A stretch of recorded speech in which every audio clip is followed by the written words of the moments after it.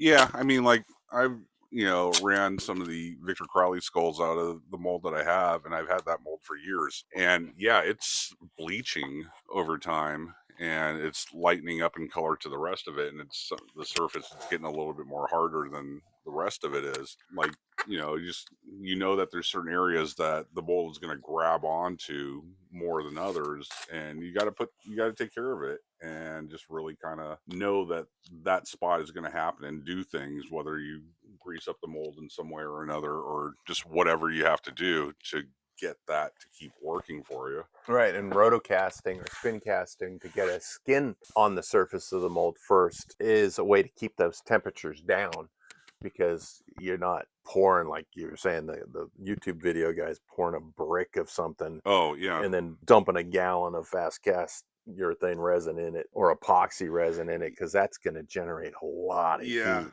I mean, but the other problem is that you run into is, like, no matter what, sometimes you're just doomed to go in that area, Right. because like you can rotocast like silcast or any kind of resin or epoxy into it as much as you want to, and do a nice thin even layer in there, and it's not going to heat up that much, and you give it a little extra time so it cures and everything, has a nice shell.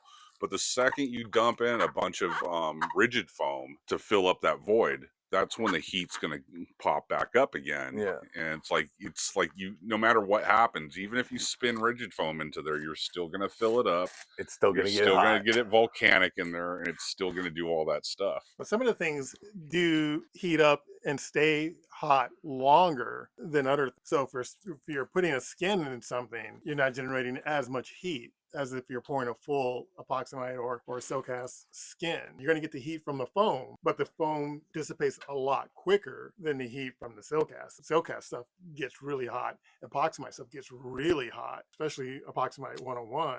Oh, oh stuff, yeah, we like learned that you lesson the can hard way. cook on that. And but if you're skinning something, Yeah, any of those resins that has a very fast set time, cure time, if you're wanting your molds to have a lifespan, those are the ones to stay away from, because of that temperature issue. That, the same thing when you're just laying up polyester resin, and we're doing big fiberglass mold. You don't leave your resin in your laminate resin in a tub while you're tapping your glass. You pour it out into a tray so that it's not generating all of that heat in a confined area, and it'll last longer for your working time.